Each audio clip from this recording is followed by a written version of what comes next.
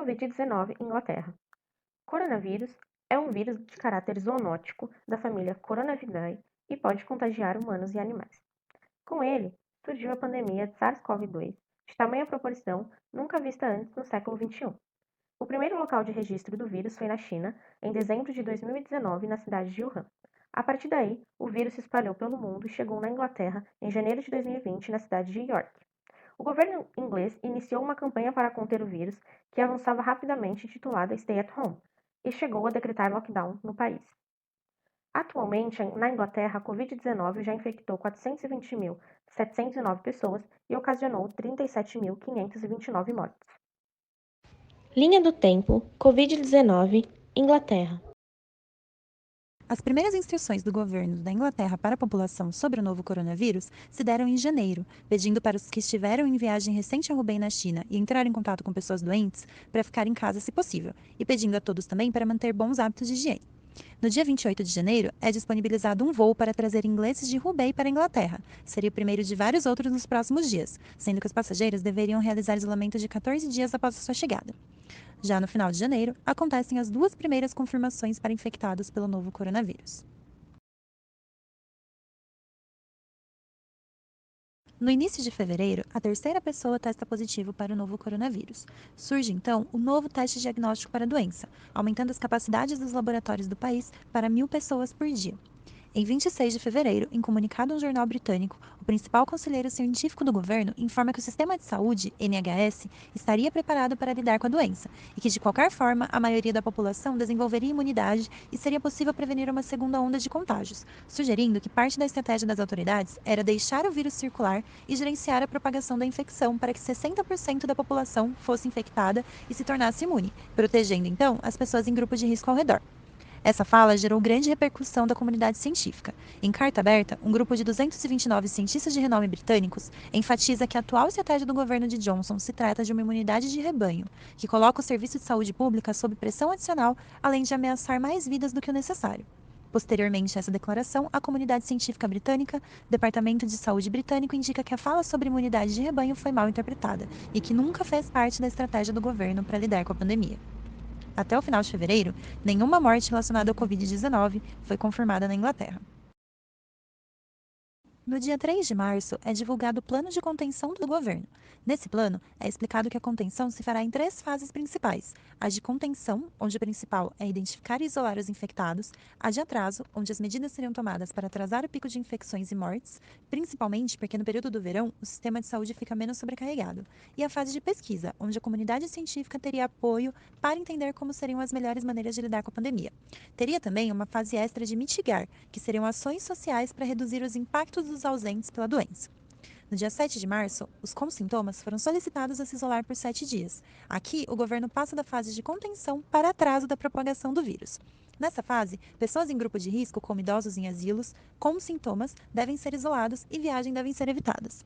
Escolas e transportes públicos são aconselhados a não fechar, mas restringir o acesso. Pessoas sintomáticas, no geral, devem realizar o auto-isolamento e só ir ao sistema público de saúde caso os sintomas se tornem mais graves. No dia 10 de março, as mortes pelo novo coronavírus têm um aumento de 50% em um único dia. Em 15 de março, supermercados pedem para que consumidores não comprem mais do que precisam e não estoquem produtos. Começam a faltar mercadorias básicas.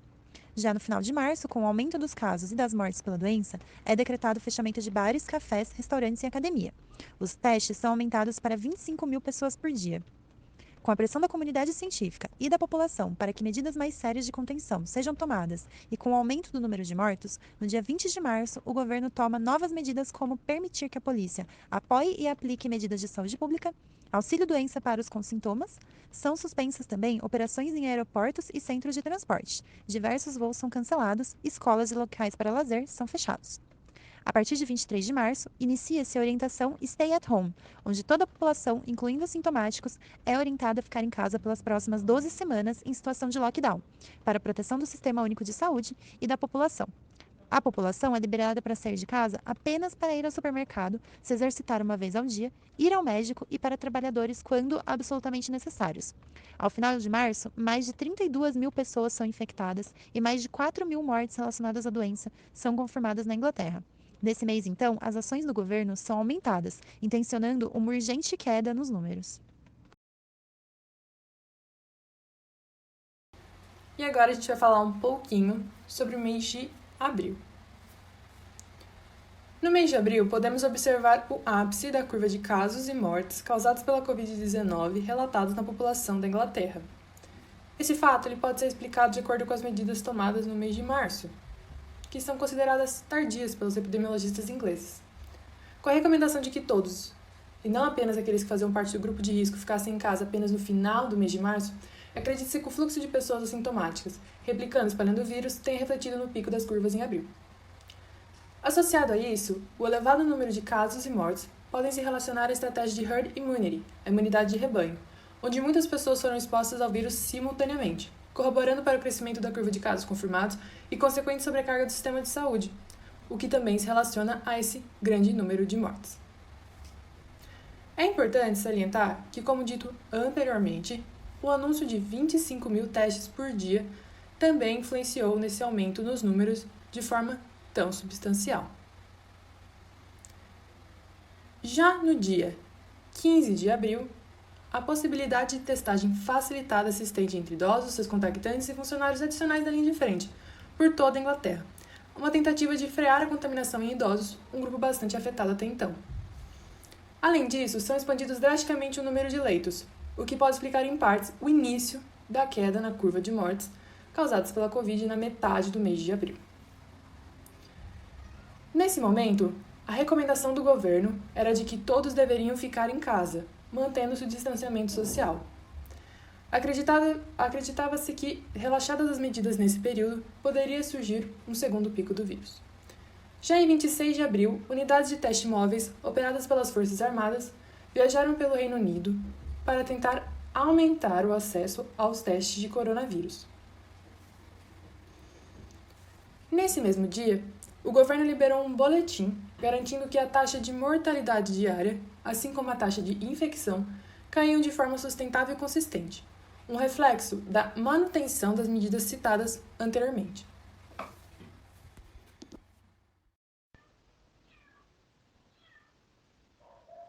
Iniciando o mês de maio. Em 1º de maio, o ministro da Saúde afirma que atingiu sua meta de testes. O mês se iniciou na Inglaterra com a perspectiva de conter o coronavírus. Para isso, o governo britânico investiu em massa nos testes de detecção do coronavírus em sua população, medida essa tomada desde abril. O governo, então, continuou a aumentar a capacidade do NHS, Sistema Público de Saúde do Reino Unido, investindo em novos leitos para que não houvesse sobrecarga do sistema. Em 6 de maio, a Inglaterra ultrapassa 30 mil mortes por coronavírus. Neste momento, o primeiro-ministro Boris Johnson enfrenta críticas ao seu governo e vê o Reino Unido atingir o maior número de mortos da Europa e o segundo maior do mundo. Em 13 de maio, a Inglaterra adere ao plano de reabertura parcial do país. Apesar da marca anteriormente citada, a casuística do país regrediu, tanto em casos quanto em óbitos, quando comparada aos meses anteriores, devido ao intenso isolamento social e testes realizados. Por isso, por decreto do governo, o país iniciaria uma reabertura, ainda que tímida, começando por praças, parques e praias, assim como em outros países da Europa. No gráfico proposto pelo grupo, baseado em dados fornecidos pelo governo do Reino Unido, nota-se que, comparando abril e maio, o número de casos de cidadãos ingleses infectados caíram quase pela metade, reforçando as medidas assertivas adotadas no mês de abril e início de maio. O mesmo é válido quando se observa o número de mortes registradas nos 2 meses.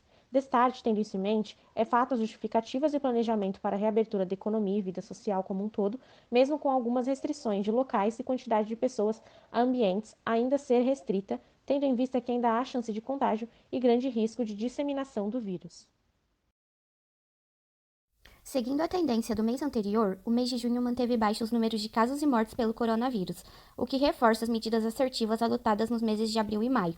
Podemos observar isto pelo gráfico sugerido pelo grupo, que apresenta uma queda durante este mês. Tendo isso em vista, o governo passou a flexibilizar as diretrizes adotadas no combate à disseminação da doença, sendo liberadas a prática de atividades físicas ao ar livre, desde que não ultrapassasse o número de 6 pessoas não residentes da mesma casa. Passou também a ser permitida a visita de locais de oração para a realização de orações individuais e foram reabertas as lojas de rua, de departamento e shopping centers. Além disso, foi feita a revisão de medidas adotadas nas penitenciárias. Por outro lado, o governo adotou novas diretrizes de saúde pública na fronteira para evitar novos casos vindos do exterior e prevenir contra uma possível segunda onda do vírus. Além disso, no mês de junho também foi adotado o uso obrigatório de máscaras no transporte público. Podemos observar que houve mudanças significativas nas diretrizes adotadas para o controle e prevenção do coronavírus durante o mês de junho.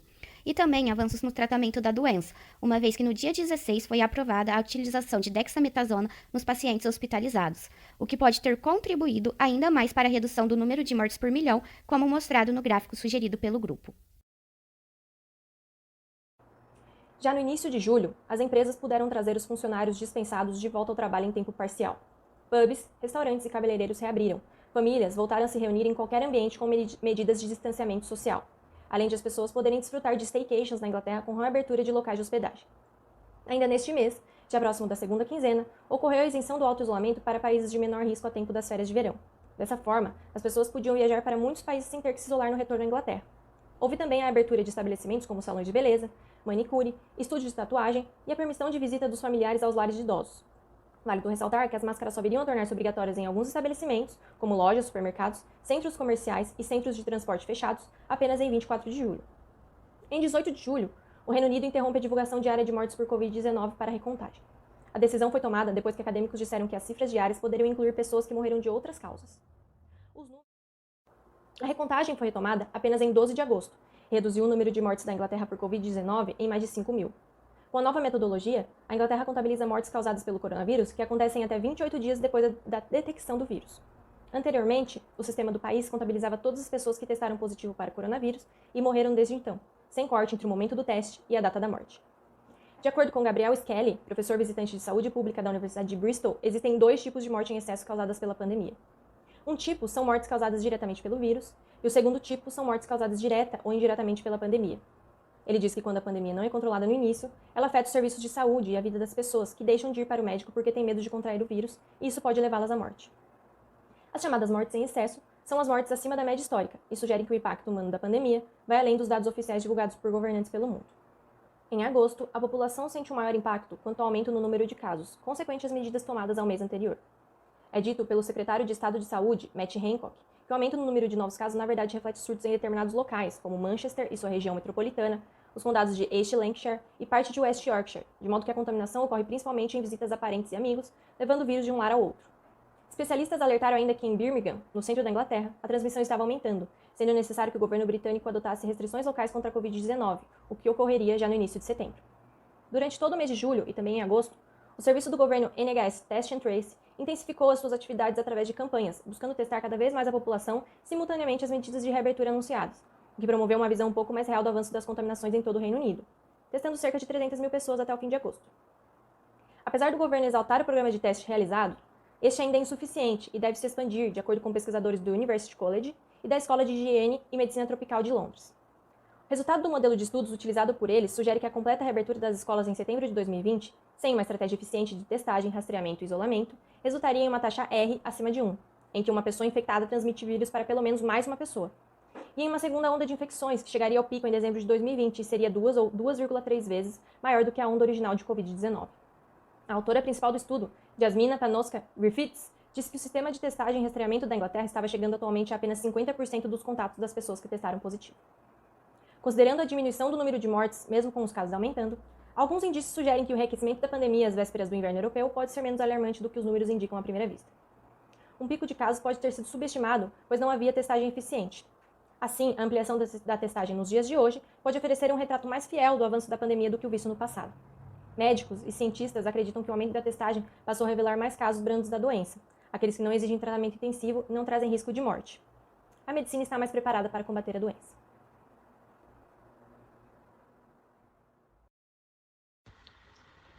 Iniciamos então o mês de setembro, o último mês da nossa linha do tempo. Em 9 de setembro, a Inglaterra volta a restringir o contato social.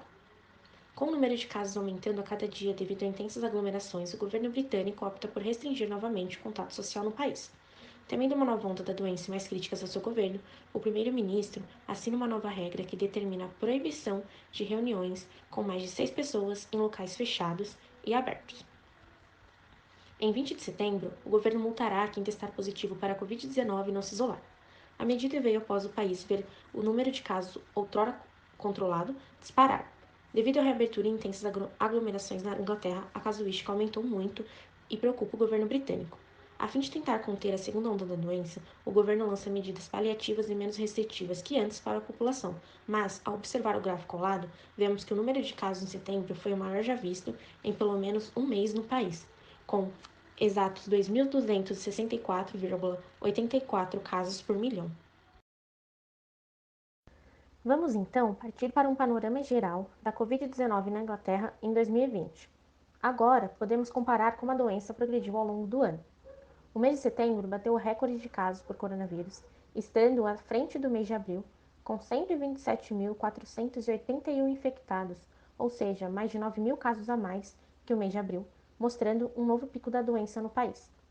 Apesar disso, o número de óbitos não teve um crescimento exponencial, comparado aos meses anteriores, denotando, portanto, o maior controle da doença após a infecção pelas autoridades britânicas. Vamos, então, tentar compreender melhor esses números e o que eles significam. Podemos colocar, então, como primeira opção, o pico subestimado da doença. No início da pandemia, não haviam muitos testes para identificar pacientes positivos ao coronavírus. Assim, o pico de casos e mortes, no início, foi subestimado pelas autoridades e, por isso, vimos o agravante acontecer em muitos países. Oficialmente, entre fevereiro e abril, o governo inglês registrava cerca de 6.000 casos por dia.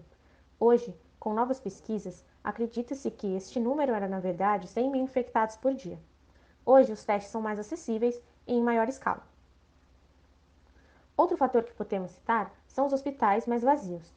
Com o avanço dos testes, foi possível identificar os pacientes que necessitavam de tratamento mais intenso e os que poderiam se cuidar em casa, tirando a sobrecarga dos hospitais.